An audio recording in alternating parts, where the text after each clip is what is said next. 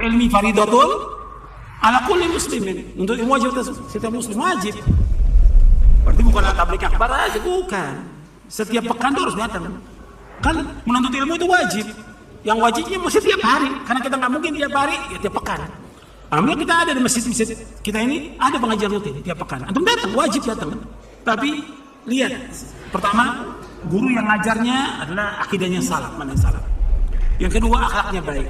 Yang ketiga buku yang dikaji benar. Dia tabligh akbar tetap hadir, yang rutin lebih wajib lagi dia hadir. Kenapa? Dengan rutin itu kan dia tahu tentang agama ini. Kemudian dia ngaji tentang kitab tauhid. Kan dia akan tahu tentang tauhid itu dari mulai awal sampai akhir dia pelajari. Nggak bisa sekali hadir sekali nggak bisa. Hadir. Yang dibahas tentunya yang paling pokok ya tauhid.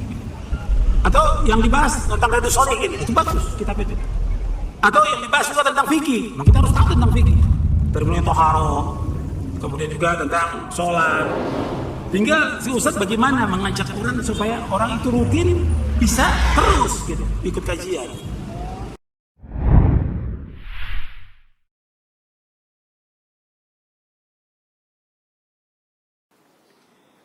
Ma'asyiral muslimin rahimakumullah, kepada bapak-bapak, ibu-ibu, ikhwan dan akhwat yang dimuliakan oleh Allah Subhanahu wa taala.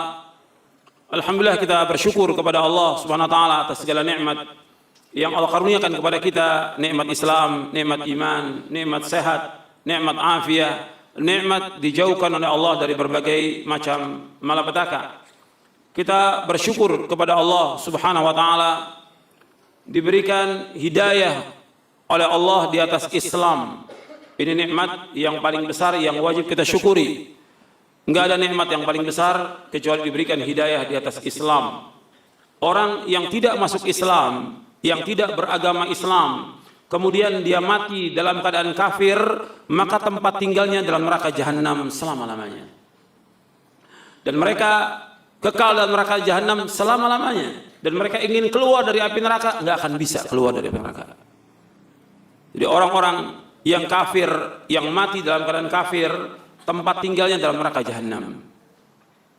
Dan mereka ingin keluar, nggak bisa.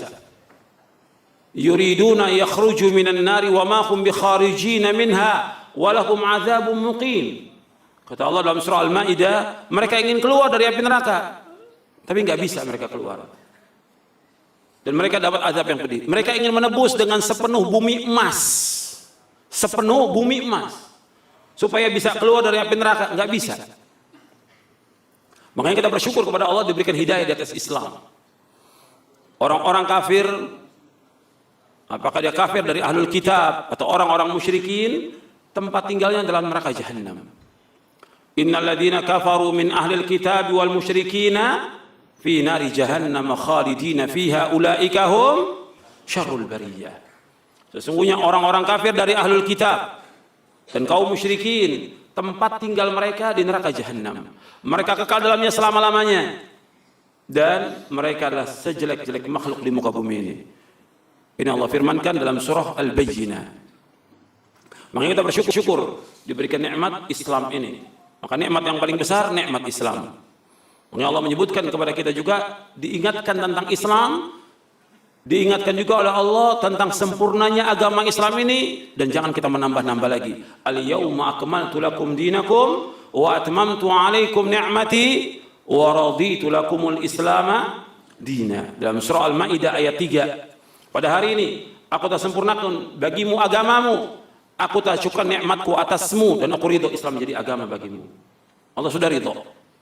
Makanya kita harus betul-betul menerima agama ini dengan benar, taslim, tunduk kepada agama ini, mentauhidkan Allah, menjauhkan segala macam perbuatan syirik. Ini nikmat Islam yang paling besar. Kemudian nikmat yang besar lagi yang Allah karuniakan kepada kita, nikmat sunnah. Kita diberikan hidayah di atas sunnah. Ini nikmat yang besar. Betapa banyak orang-orang yang tidak diberikan hidayah di atas sunnah. Islam, KTP-nya Islam, dia beragama Islam, tapi dia mengikuti ajaran-ajaran yang sesat, pemahaman-pemahaman yang sesat, melakukan perbuatan-perbuatan bid'ah, melakukan perbuatan-perbuatan yang tidak dicontohkan oleh Rasulullah SAW, nggak akan mengalami ketenangan hidupnya. Anda bisa lihat orang-orang yang berbuat bid'ah, ahlul bid'ah atau orang-orang menyimpang dari sunnah Nabi sallallahu alaihi wasallam, perbuatan mereka tidak menuai pahala, bahkan menuai dosa. Karena apa? Bid'ah yang mereka lakukan bertambah dosa mereka, bertambah jauh mereka dari Islam. Karena amal bid'ah enggak diterima oleh Allah Taala. Sebagaimana sabda Rasulullah sallallahu alaihi wasallam, "Man ahdatsa fi amrina hadza ma laysa minhu fa huwa raddun." Barang siapa mengadakan sesuatu yang baru dalam agama kami yang tidak ada contoh dari kami, tertolak amalannya. Hadis ini sahih diriwayatkan oleh Imam Bukhari dan Muslim dari sahabat Ummul Mukminin Aisyah radhiyallahu anha wa ardhaha. Orang yang melakukan amal yang enggak ada contoh, tertolak. Makanya kita bersyukur kepada Allah diberikan hidayah di atas sunnah. Ini nikmat yang besar yang wajib kita syukuri. Enggak bisa kita bayar dengan apapun juga. Allah memberikan hidayah di atas sunnah. Coba antum bisa pikirkan, antum bisa bayangkan ketika antum melakukan perbuatan-perbuatan bid'ah atau mengikuti pemahaman yang sesat atau aliran yang sesat atau torekot atau yang lainnya, antum bisa rasakan tidak akan mengalami ketenangan. Bukan tidak tenang, tidak akan mengalami ketenangan. Karena tenang orang di atas sunnah, di atas Quran dan sunnah, baru dia akan mengalami ketenangan, baru dia akan mengalami ketentraman, baru dia akan mengalami kebahagiaan dengan Islam dan sunnah. Ini harus kita ingat. Sehingga apa? Kita terus bersyukur kepada Allah atas nikmat ini. Ini Allah berikan hidayah kepada kita. Belum tentu semua orang diberikan hidayah oleh Allah seperti ini. Maka antum terus bersyukur dan bersyukur atas nikmat sunnah. Ini nikmat yang besar yang Allah karuniakan kepada kita, diberikan hidayah di atas sunnah, ditunjuki di atas sunnah. Maka kita berusaha bagaimana mempelajari sunnah, memahaminya, mengamalkannya, mendakwakannya sunnah ini dengan ilmu, dengan lemah lembut, dengan cara yang terbaik. Ketika kita mendakwakan juga kepada orang dengan cara yang terbaik. Kenapa? Enggak semua orang juga mudah mendapatkan sunnah seperti kita mendapatkan sunnah. Itu harus kita ingat. Enggak semua orang mendengarkan kajian, mendengar ceramah dapat hidayah, belum tentu. Makanya kita bersyukur ketika kita mendengar, kita terima sunnah ini dan kita laksanakan, nikmat bagi kita. Tapi orang lain belum tentu. Makanya kita berusaha dengan cara yang baik mendakwakan kepada mereka. Kasihani mereka. Kadang-kadang kita bersikap keras kepada ahlul bid'ah, padahal mereka perlu dikasihani. Mereka nggak ngerti dan nggak tahu jalan yang benar itu yang gimana, nggak tahu bagaimana jalannya.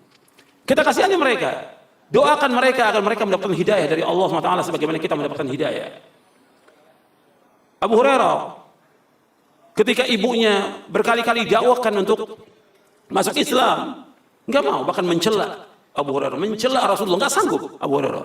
Sampai Abu Hurairah datang ke Rasulullah, ya Rasulullah tolong doakan ibu saya. Didoakan Rasulullah masuk Islam. Gembira Abu Hurairah. Begitu ada juga orang yang datang ke Rasulullah, ya Rasulullah tolong tunjuki ya Allah suku Daus, tunjuki agar mereka dapat hidayah. Maka Nabi berdoa, Allah mahdi Dausan, Allah mahdi Dausan. Ini orang kafir Daus ini. Boleh kita mendoakan orang kafir agar mereka mendapatkan hidayah, tapi mendoakan agar mereka mendapatkan rahmat ampunan tidak boleh. Nas Al-Quran melarang demikian. Mendoakan agar mereka dapat hidayah boleh, tapi mendoakan mereka agar mendapatkan ampunan dari Allah atau mendapatkan rahmat dari Allah tidak boleh. Tidak boleh. Tapi mendoakan hidayah boleh. Makanya ikhwan fillah azakumullah dan juga akhwat yang mendengarkan kajian ini, kita bersyukur diberikan hidayah atas sunnah. Maka coba dakwah kita dengan lemah lembut, bagaimana supaya orang-orang yang menyimpang dari sunnah kembali kepada sunnah ini. Kita bersyukur diberikan hidayah di sunnah. Enggak bisa dibayar dengan apapun juga hidayah di atas sunnah ini. Nikmat kita di atas sunnah, antum bisa rasakan. Antum sholat nikmat, antum zikir nikmat, antum berumah tangga nikmat, semuanya nikmat dengan sunnah ini. Subhanallah. Bersyukur kita atas nikmat ini. Kemudian yang ketiga, Allah Subhanahu wa taala memberikan hidayah untuk selalu dan senantiasa menuntut ilmu syar'i. Ini juga wajib kita syukuri. Kita bersyukur kepada Allah diberikan hidayah untuk selalu dan senantiasa menuntut ilmu syar'i. Betapa banyak orang-orang yang tahu adanya kajian, adanya pengajian, tapi nggak sempat dia untuk datang. Bahkan kadang-kadang depan rumahnya ada pengajian, nggak sempat datang. Sama seperti masjid, ada masjid dikumandangkan adzan, nggak sempat datang dia, nggak bisa melangkah kakinya ke masjid. Sampai ada orang di Mekah, nggak bisa dia untuk sampai ke Masjidil Haram, dia tinggal di Mekah. Hidayah, ini faktor apa? Hidayah. Makanya kita bersyukur kepada Allah SWT, kita diberikan hidayah untuk selalu dan senantiasa menuntut ilmu syar'i. Wajib untuk ilmu. Antum sudah hafal hadisnya, talabul ilmi faridatun ala kulli muslimin. Menuntut ilmu itu wajib atas setiap muslim. Dan berjalan kita untuk menuntut ilmu, mendapatkan ganjaran yang besar, pahala yang besar. Karena itu jalan menuju surga. Sebagaimana sabda Rasulullah sallallahu alaihi wasallam, "Wa man salaka tariqan yaltamisu fihi ilman, sahalallahu lahu bihi tariqan al jannah." Barang siapa yang berjalan untuk menuntut ilmu, Allah akan mudahkan jalannya ke surga. Jadi barang siapa yang berjalan untuk menuntut ilmu, Allah akan mudahkan jalan ke surga. Maka antum perhatikan bahwa jalan menuntut ilmu ini jalan kenikmatan, jalan keselamatan, dan jalan kebahagiaan. Kita wajib meluangkan waktu kita untuk menuntut ilmu syar'i, wajib. Setiap hari ada waktu untuk menuntut ilmu. Setiap hari harus kita baca buku-buku yang bermanfaat. Dari Quran, dan tafsirnya, sunnah, begitu juga buku-buku dari ulama salaf yang lain yang kita harus baca. Paling enggak kita baca 4 jam dalam sehari. Kalau enggak bisa 2 jam. Harus, di samping baca Al-Quran, kita juga baca buku-buku yang bermanfaat. Karena kita harus tahu tentang agama Islam ini. Dan banyak yang belum kita tahu. Ribuan sunnah yang belum kita ketahui. Ribuan. Sebagaimana juga kitabnya para ulama, ribuan kitab yang belum kita baca. Kita harus terus. Tetap, saya dengan antum sama. Kita sebagai talibul ilm. Kita harus terus belajar dan belajar. Sampai kapan kita belajar? Sampai kita diwafatkan oleh Allah. Sebagaimana dikatakan oleh Imam Ahmad bin Hanbal, Abdullah Ibn Mubarak, dan yang lainnya. Ketika ditanya sampai kapan kita belajar, sampai mati. Sampai kita diwafatkan oleh Allah Ta'ala. Jadi belajar itu nggak ada batas umur. Sampai kita diwafatkan oleh Allah. Bahkan ada ulama ahli hadis yang membacakan sanad di akhir hayatnya sebelum dia meninggal dunia. Pas lagi nazak, dibawakan hadis tentang la ilaha illallah, meninggal dengan membaca la ilaha illallah. Subhanallah. Dibawakan sanadnya satu persatu oleh dia. Ini di akhir hayatnya. Nggak berhenti orang menuntut ilmu sampai diwafatkan oleh Allah Subhanahu Wa Ta'ala. Maka antum harus luangkan waktu. Jangan cuma intisab aja ke salaf, tapi nggak nuntut ilmu. Banyak yang begitu. Pokoknya kita ikut sunnah, kita ikut salaf, tapi nggak pernah ngaji, nggak pernah nuntut ilmu. Wajib nuntut ilmu, wajib. Dan harus kita belajar. Coba kita luangkan waktu kita. Waktu kita ini sudah banyak terbuang dengan sia-sia untuk hal yang tidak bermanfaat. Kita harus betul-betul belajar Islam lagi, kita ulangi lagi, belajar dari awal lagi tentang tauhid, tentang taharah, tentang wudu, tentang salat, tentang baca Al-Quran, tentang yang lainnya. Kita harus tahu tentang Islam ini. Dan itu kalau sudah kita pelajari, insya Allah manfaat buat kita, manfaat buat istri kita, manfaat buat anak kita, dan manfaat juga buat kaum muslimin. Ikhwan fillah, azakumullah. Ini harus kita perhatikan bahwa kita datang ke tempat ini untuk menuntut ilmu. Niatkan dengan ikhlas karena Allah. Antum datang ke tempat ini, dan sebagian dari tempat yang jauh sampai berjam-jam datang. Ya, kita